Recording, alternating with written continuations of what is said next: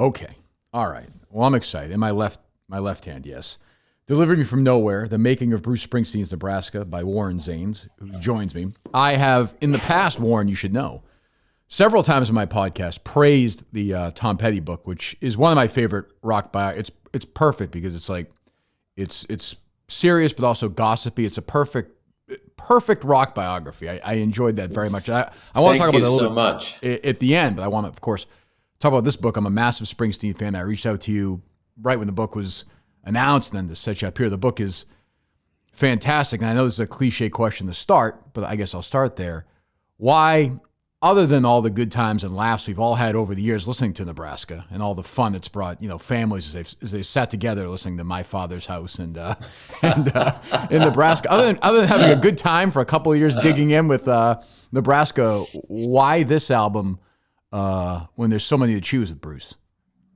I think two answers to that. One is that I think it's one of the great left turns in the history of American popular music, to have an artist who just had his first #1 album, first top 10 single, choose to do something that's so at odds with the marketplace. That always got me. I wanted to know why he would do that. There was clearly some measure of compulsion behind it. Right. And then the other reason was I wanted to know why, since I was a teenager, was I so connected to these desperate people. It was like Nebraska was a family album where I belonged, and I wanted to know more about myself by doing a book about it. And I think any long-term project that really makes sense, you're going to learn something about yourself. And I thought I might learn even more with Nebraska.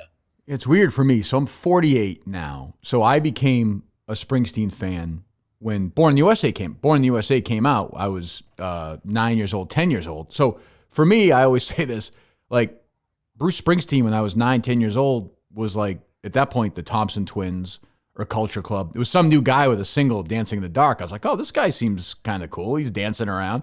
My uncle, Steve, was a huge fan of his before that. He's in his 60s, and he said, no, there's more there.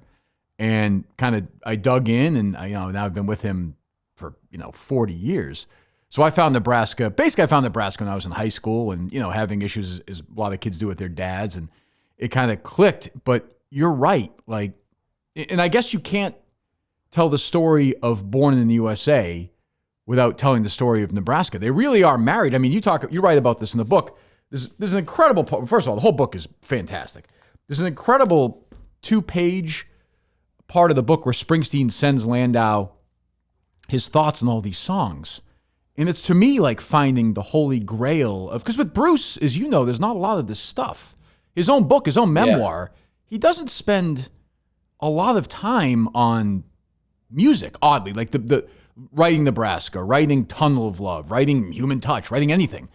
But he writes these notes like Born in the USA. Yeah, this might work. My Father's House. Yeah, kind of. It's an amazing insight that you got from him on that. It's not really a question, I guess, more of an observation. But yeah. Well, that note is incredible because I feel like it captures Bruce in a moment where something has been recorded, but he himself doesn't know what it is and what it means. And so, a song, I point to this in particular, Highway Patrolman, I think is one of the greatest Bruce Springsteen songs ever. And absolutely, he's in the note to John Landau, who, for people who don't know, that's Bruce's manager, a really important person in his life and career. He says, I don't know if this song's worth anything. He's so in the middle of something that his perspective is limited. And it's amazing. You really, by listening to Nebraska, by writing about it, you learn so much about the creative process. Even with a giant like Bruce Springsteen, he doesn't always see what he's got in front of him. And that's the beauty of art, and that's the mystery of art. So for a guy, I think you're probably maybe half a generation older than I am or something. So can you sort of contextualize when Born in the USA came out? it was clearly, obviously, a commercial play. They don't hide that. And you write about this, I guess, in the book as well. Is there almost not so much a past that he's trying to be commercial, but did Nebraska, in a way, make it easier for guys who were questioning his credibility for him to have some album out with 7 top 10 hits? Did Nebraska make it easier for the music world to embrace Born in the USA? In retrospect, it looks exactly as you described. Like there's strategy there, right? Like Nebraska gets this full critical buy-in, yeah. And then I've described it as like Nebraska's drawing back the bow, and Born in the USA is the release, and that thing soars across the tops of the trees. But what the book taught me was there was no strategy at all. Nebraska was very personal, and it was packed with trouble. And this was somebody doing what he had to do in life, but not knowing why he had to do it. Right. It's so the level of exposure that Springsteen has always given us is not a thing of calculation. That's just like who he is. And I got lucky enough to have his involvement with this book, to have him really in a very unguarded way ask questions, not just about Nebraska, but the time of his life, when these particular desperate men and women of Nebraska stories were inside of him, and he let them out. What's funny is it just happens to be, to me, the beginning from the town of Lincoln, Nebraska. But the album is really as much about New Jersey as it is about Nebraska, whether it's Atlantic City or Johnny 99. Like it just, the title is Nebraska. It evokes a great image, and it's a great album cover, but the album really is rooted, as of course it's going to be, in New Jersey. It's where he's from. It's where he wrote it. But I always, and I think maybe it was the None But the Brave guys we've had on. I've been on their show. I think they mentioned that when they talked about it. I never really thought about it, but it really is, of course, an album about New Jersey. A lot of the scenes, the roads, the buildings. Right. I come to think of Nebraska as just a place that's inside of us, and some of us will go there in our lives, and some will do everything we can to avoid going there. Right.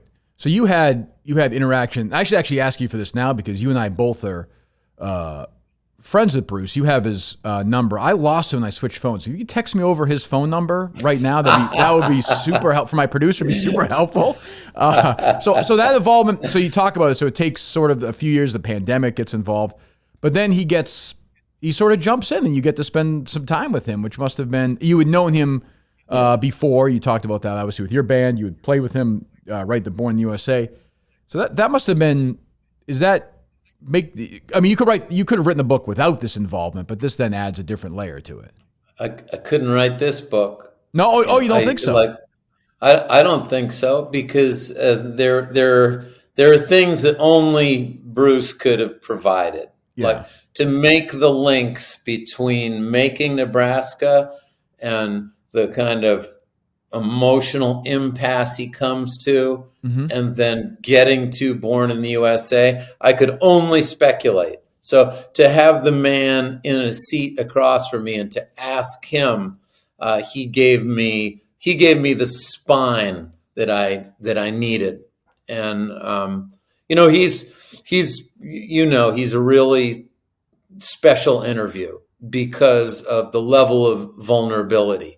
And if he doesn't have an answer, he doesn't, try to cobble one together in the moment. He comes back to you with a question. And I love that. Right. Because there are a lot of people who feel like media training means always have an answer. That means they're going to be bullshitting 30% of the time. Right. Well, you tell that story, and I think it was for the documentary you produced, when you brought him in and somebody asked him a question, and he was just basically like, nope, next question. And so you had your first, I think your first question for this was, was there any photographs of where it was recorded or something like that? Because you knew it was going to be a quick answer, right?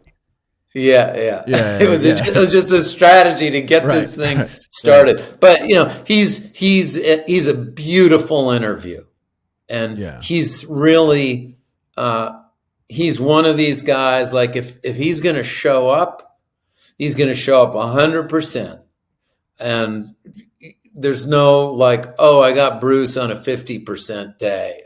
Not from what I've seen and not from what I've read in other people's interviews. If he right. makes that decision, he comes, full Bruce.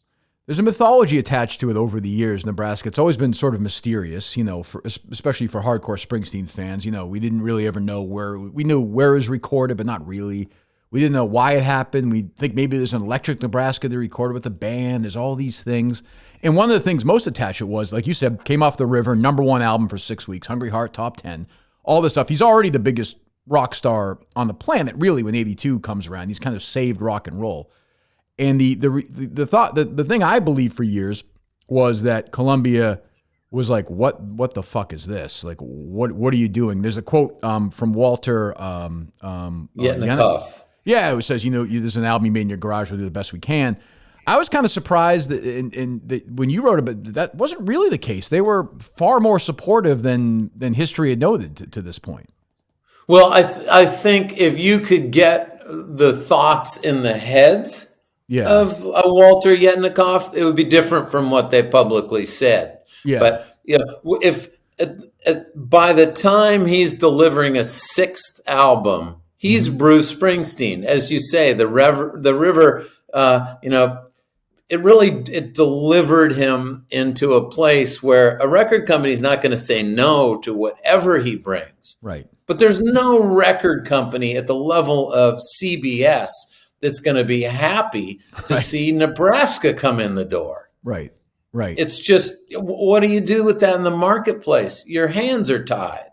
Is there a parallel? You know this probably far better than me. Is there a musical parallel to this? Is somebody mid-career doing this after sort of a major breakthrough where they did this? Is there anything even close?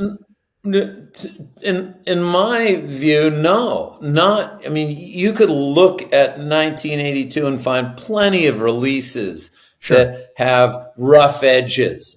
But from somebody who just had their first #1 album and first top 10 single, absolutely not. Everybody's going to capitalize on that moment. And so that's why I say the first question to me was like, I still don't understand why he did this. Really is, it's just not what you're supposed to do. I find wild about it. So he does Nebraska. He does Born, basically at the same time. We'll talk about that. Born in the USA is massive. It was, he was the biggest star in the world for a year. And then almost the closest thing to somebody doing Nebraska in a weird way is after Born in the USA, Bruce doing Tunnel of Love, which is a total left turn, introspective, not a couple of top 10 hits, but only because he was such a big star at the time. And then doesn't do anything for 5 years, does the double album without the band, doesn't do anything for 3 years, does Ghost of Tom Joad, and then doesn't do a commercial record for 7 years. Like, after Born in the USA, it's like he got a sniff of it and said, this level of fame, which he still sort of has, but not that crazy heat, isn't really for me. And then almost became closer to who he was when Nebraska came out. Artistically. I think that's why the section in the book after he's put out Nebraska, between Nebraska and Born in the USA, that I presented as a kind of meditation on Elvis Presley. Right. Elvis Presley as both an idol and Elvis Presley as a cautionary tale. Mm-hmm. That he's really, this is not a black and white thing. Bruce Springsteen went out there for big success, but his ambivalence about it is absolutely real, and he grappled with it, and he tasted it, he walked away from it, he walked into it, he did all those things because the number of people, particularly in popular music, if you look at the visual arts and literature, it's different because a lot of the people in the world of the visual arts and literature are not coming from lower on the working classes, the working class ladder. or the class ladder. Right, right. But you look in music, and it's a lot of pretty poor people having this wild ride from here to there, and they find themselves in their adult lives in a place and with surroundings that look nothing like their childhood. And I think a lot of people don't take that ride with a whole lot of grace. And Springsteen's really, he says it in the, one of the interviews, like he sees himself a kind of gap opening between himself and the people he writes about. And he knows that that's going to affect his writing, that's going to affect his psyche. So he's more thoughtful about this stuff than you typically see, which also makes him so interesting as a figurehead in American culture. Oh, for sure. And this guy who wrote Highway Patrolman or Mansion on the Hill in that little bedroom, 40 years later, I'm watching him in Boston at 73 with his shirt off, entertaining 20,000 people as, the greatest live performer. There's sort of this duality, too, where he is also probably the greatest live performer in the history of rock, for me anyway, in the history of rock and roll. So there's sort of, he could be that song. And you write about this in the book as well. I feel like as a songwriter, he's almost look, he's just sold his catalog for $7 zillion. So I'm not, crying for him. But he's almost underappreciated as a songwriter, I think, historically. Yeah, well, that one comes out in the book too. Yeah, I have other songwriters saying, there's a dilemma in that his gifts are so many that some gifts conceal other gifts, and there are times where we forget just how massive he is.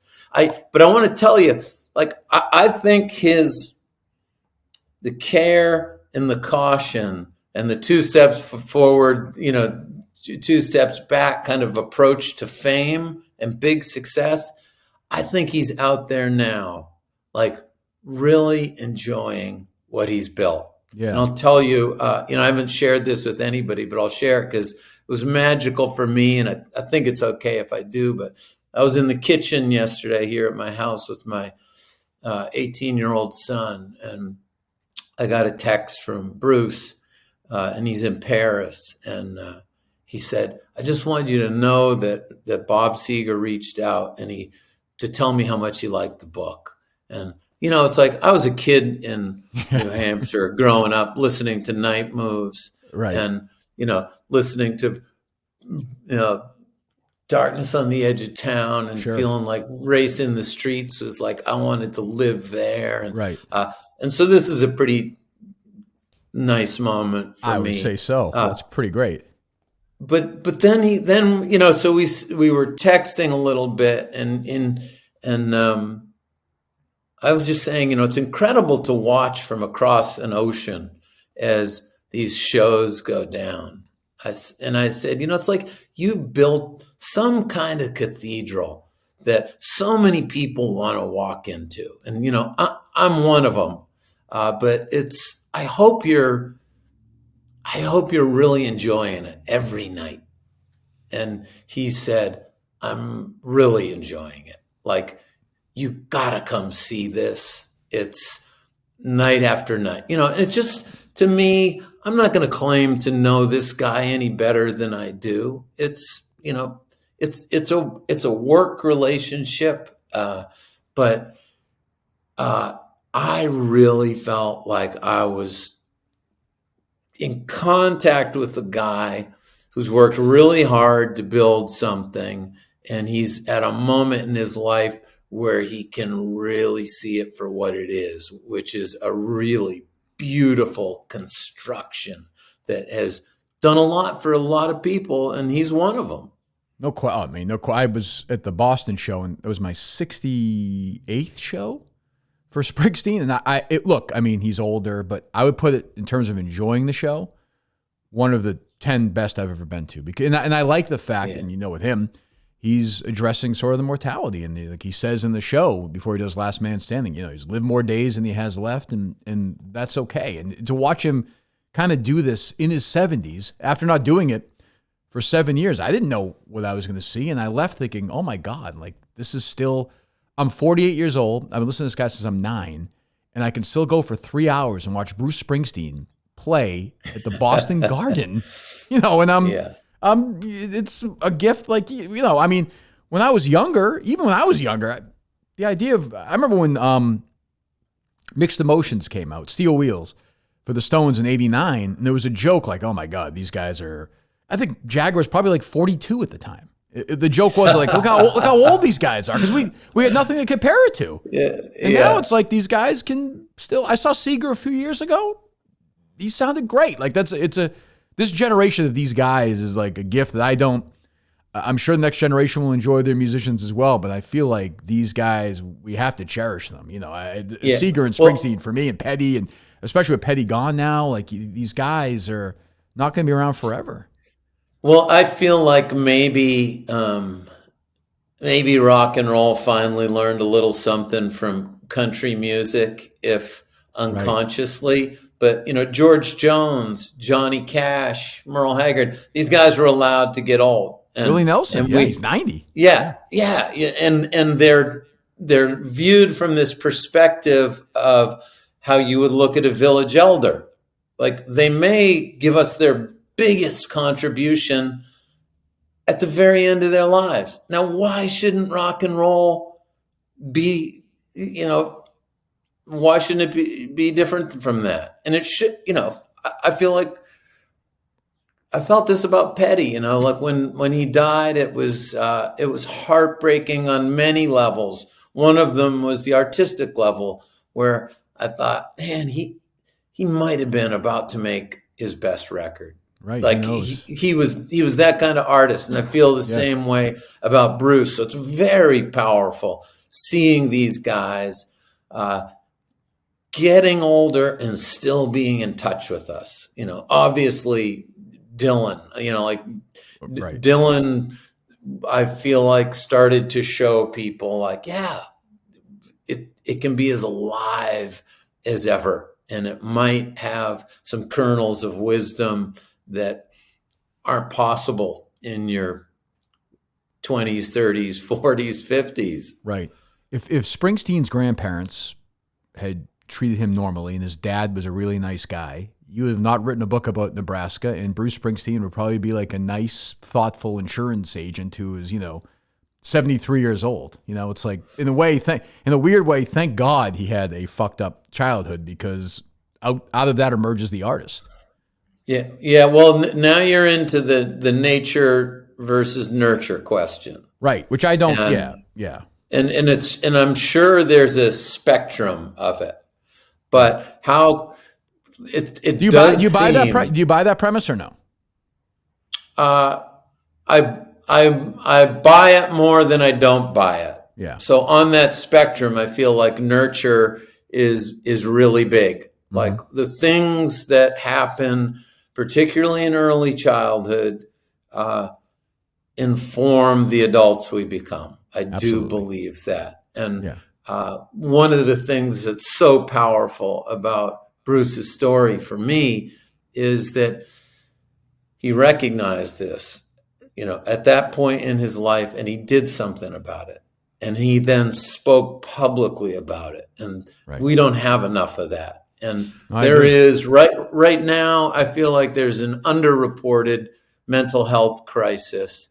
And anybody who steps up and says, I got help when I needed it and it made a difference, man, that's worth so much. If it's someone who, 80,000 people a night are listening to and they say it, wow. No, that's just powerful. No doubt. I've talked about it on my show. I've had my battles with it. I've been institutionalized. I've, attempted suicide when I was younger. So, and I think there is a stigma, and I've talked about this, still there's this in 2023, while things have gotten so much better, particularly with men, there still is a stigma where there's a sort of weakness when you talk about mental health. And it's, it's as real as any other illness. It's just, there's still this generational thing where if guys talk about it, it seems almost feminine, which is of course silly, but there is still that stigma out there. Oh, absolutely. I've particularly post-pandemic, what I saw as a university professor was I saw more of my students with accommodations. I saw more panic attacks. I saw more hospitalization. And it was health, and it was mental health. It was everything. And I started to look at the classroom differently. I thought, I'm here to look into a particular subject matter with which I have some authority, talk to my students about that. But I'm also here just to make human connection. Right. I'm here for some laughter. I'm here to create a classroom in which the students can befriend other students. I'm here to create a place that they want to come back to next week for class. The game changes slightly, but in this time, those who, like Bruce Springsteen, step up and say, I really had a battle and I needed help. Man, it makes such a difference. Yeah. Yeah, no question. I also found it's interesting, just on a side note, it's interesting this is the only time Springsteen ever reached out to Landau to say, how are we doing on the charts on this one? Is this album connecting with the public? It just seems, which I get, because when you lay it all, really after The River and Born in the USA, he had a pretty good idea how the commercial stuff was good. He had an audience. The album was always going to, but this one, when you lay it out there, it's pretty stark. And when people have just heard, Hungry Heart and Sherry Darling and Crush on You and, all that stuff. And there's dark stuff in The River too, of course. But, when you put Used Cars and Highway Patrolman out there for the audience sounding like that, you have no idea. Yeah, well, because also he wasn't doing interviews. Oh, right, He wasn't doing any touring. The ways he got his information to know how a record was sitting with the audience and sitting with the critics, all the listeners, he didn't have any measure. Right. So it was the one time, the only measure he had was the charts, and he calls John. But I love when, in interviewing John, the way he talked to us, like, it's the one time he called me asking about the charts, and it was for Nebraska. It's a great moment. And there it is. However confusing, however opaque, however raw, unfinished, just out of step with its moment, it went to number 3 on the strength of who Bruce Springsteen was for his audience. Did you ask him, because I was always curious about this. Was there ever, when Joad came out, was there ever any talk about him just going with his guitar and doing 40 shows in front of 1,200 people or something like that in 82 with Nebraska, or no? I think it was just understood that there wasn't going to be a tour. Yeah. And, he says that Nebraska established that sometimes he'd be a solo artist, sometimes he'd have a band. It was from that point forward. But I think the idea of touring without a band wasn't yet something that had come to. His possibilities broaden right from Nebraska forward. You can hear it in Western Stars. Absolutely. It's like, it's a guy going, geez, can I go here? And it's cool that he keeps expanding that. Yeah. No, I think Western Stars is one of his 10 best. I was just saying a lot. I was thinking of this when so this is the idea of where Nebraska is. This is 6 albums in a row for Bruce after his first 2. 6 in a row he does Born to Run, Darkest on the Edge of Town, The River, Nebraska, Born in the USA, Tunnel of Love. Those were his 6 albums in a row. It's incomprehensible. It's incredible. It's unbelievable. It's fucking unbelievable. I give the Beatles a lot of credit. Yeah, they were a nice band. They had a nice run. I agree. but they planted in a lot of young bands' minds that every record needed to be a departure, right, and that every song on every record had to count. Yeah. If you look at some early Kinks records, there's still this is before Village Green, before something else. You'll see some early stuff where they'll have the singles, and then a bunch of covers. Yeah, the Stones too, right? Yeah, I think the Kinks may be a slightly more egregious example, but the Beatles established this, we're all going to be record makers. Right. Recording needs to be a series of explorations, and an album has to be truly a collection of songs in which everyone matters. It's not that everyone has to be a single, but they have to matter. And it raises the bar so that guys like, Bruce, Tom Petty, they're really committed to putting together collections of songs that are really durable. Right. In a weird way, Full Moon Fever is kind of a cousin of Nebraska, not music-wise or thematically, but, a solo record, left the band, and did a lot of it in his garage, I think, right? You wrote in Mike Campbell's garage. In Mike Campbell's garage. Of course, Campbell was almost like, yeah, it's kind of Petty's Stevie Van Zandt, I think, is probably, if you're a Bruce fan, there's probably, everybody, I think people know Mike Campbell is, but, in a way, it's sort of kind of similar. Like, he needed that now this turned out to be his biggest commercial record, but in a way, it's kind of, like you said, it's okay to go on your own sometimes and try stuff out. Yeah, I'm really interested in long careers. They're fascinating to me.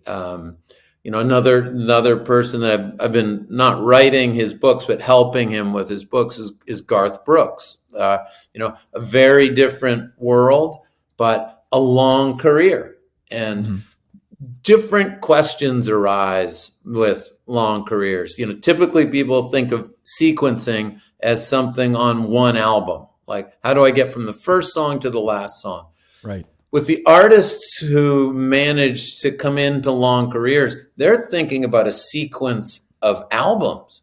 Like, how does this one feel against the last one? Mm-hmm. And what doors does this one open up, into the future? Mm-hmm. And it's a really sophisticated game. But from a kind of historical perspective, these are the most interesting careers to look at for me. Was that a similarity when you talked to both of them, is between Petty and Springsteen, how seriously they took their careers? Oh, absolutely. Absolutely. I mean, I think the difference that I would see, I feel like, at a Tom Petty show, that show really started when people knew what the first song was. Right. Petty was coming out and he was playing this collection of songs that was like the audience knows every single one. Right. But it's about those songs. I feel like a Bruce show starts when the audience knows he's walking toward the stage. Mm-hmm.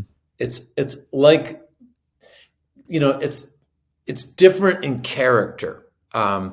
So if one of those two guys could go into public office, it would be more the Bruce type. Yeah. Not that Tom is just a collection of songs, because that's obviously an incredible band, a great live band, a great studio band. Petty was a great producer, but Bruce became he had more to manage, I think, because of what he came to represent and the way he connected with his audience and the kind of vulnerability and exposure he afforded that audience. I was curious. I actually thought of you because I rewatched this not long ago. What did you think of the Bogdanovich documentary on Petty? Well, I don't have a lot of objectivity. I was actually the first interview done for that. Right, yeah. Yeah. And it was right around the time I came back into Tom's world. And I was just so thrilled to be there. I'd kind of left music, and I was just planning on being a professor. Because you had opened for him, right? Your band had opened. Yeah. Back when I was a kid. Right. And so he made contact after reading my book about Dusty Springfield's Dusty in Memphis. Yep, which is great. Yeah. It just opened this new chapter in our relationship. and the Bogdanovich movie was part of it. And then I edited a book that was a companion to the Bogdanovich right. movie. Yeah. So my memory of that movie is, when Tom and Peter are sitting there looking at an 8-hour movie going, we don't know how to cut this down. Right. I have a funny note that he sent me at the end of that project, and it's Petty's drew a picture of himself, and there's a thought bubble coming out, and it says, "What do you mean 4 hours?" Right. I'll tell you what. I'd like to watch. It was like candy. I wish it was 8. It's like the Eagles documentary they did. I could watch 50 hours of it. It's like you can't beat A, the music, B, the band palace intrigue, and just Petty himself. But Petty's just such a great. He's so funny. Well, he's a great story about in your book. In both books, you tell the story about him and Springsteen at the No Nuke show. Yeah.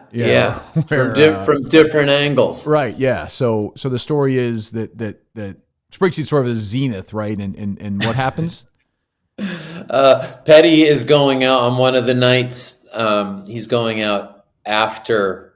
I don't know if it was even after, but it's Madison Square Garden, so you have a kind of hometown crowd for Bruce. But Petty's ready to go on, and one of the stagehands says to him right before he goes on, "Don't worry, they're not booing; they're saying Bruce." And Petty looks at him and goes, "Which is worse?" Yeah, right. And I remember in the Petty book, you say that Stan Lynch was like just perfect comedic timing. He was all excited about that. Stan Lynch, by the way, is my favorite character in the documentary and in the Petty. I love music characters like that who just float in and float out. Like just he was a total gift to that Petty book. A total gift. Yeah. What's next for you? Do you have any idea book wise, or are you just still promoting this, or do you have is there something with Garth Brooks or? My producer, by the way, is a massive Garth Brooks fan. Massive. Right, Dave? Yeah. Not to the level that I can discuss Bruce the way you guys are here, but I am a massive, yes. Okay. You're not going to write a Chris Gaines book, are you? We're not going to get into that show. Actually, I'm on the 5th book right now that Garth and I are working on. Okay. So they're his books, with Warren Zanes. Yeah. Gotcha. But it's really, we do them as oral histories. And so doing a ton of interviews with his studio band, his road band, his management team, all the songwriters for every single record. It's been really, really illuminating, but also inspiring. There's only one Garth Brooks out there, and he's. No, like the book we just finished is about his retirement years. And there's a moment there, he sells 100 million records, and then he moves back to Oklahoma to raise his 3 daughters. And he doesn't make any new music, no new full albums, no tours for 14 years. Yeah. And among the many things he does, he starts building bridges on his property, and he builds this, I think it's a suspension bridge with his daughters. He's that kind of guy. Right. He's got an intellectual curiosity with a tremendous amount of follow through. So if he gets interested in bridges, he's the kind of guy who's going to build one. So I like these long careers. I like these obsessive artists. I like these artists who understand that the business they're in is really the business of emotion and human connection. And, I haven't worked Petty, Bruce, Garth. Every single one of these guys has made me a better parent. That means I'm learning something from them just about being humans in the world.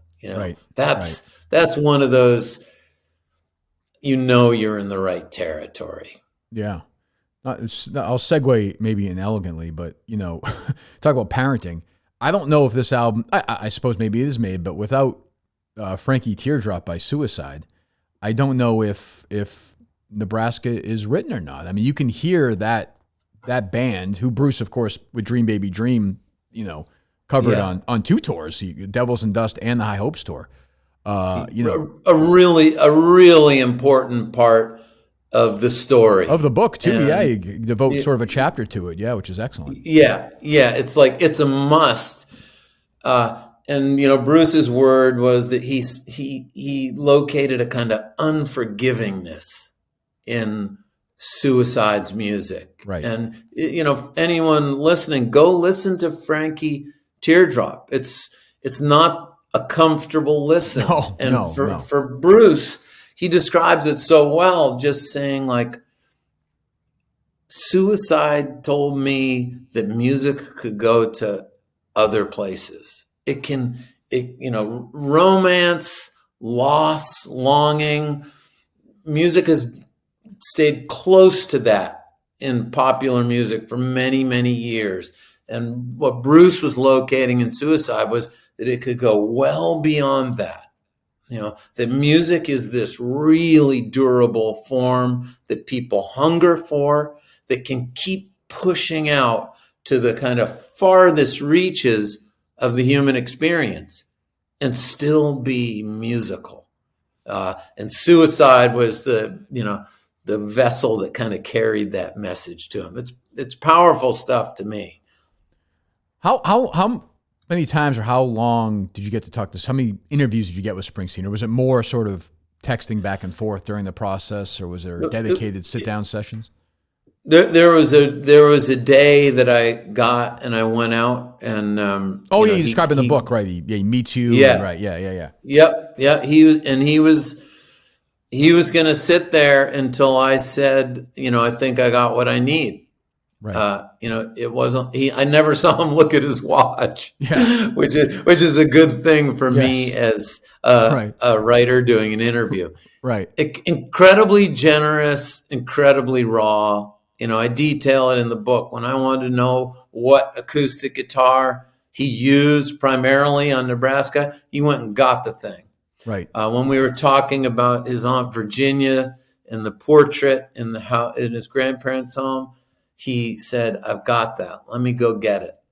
He was doing everything he could to make the history we were talking about vibrate in the room.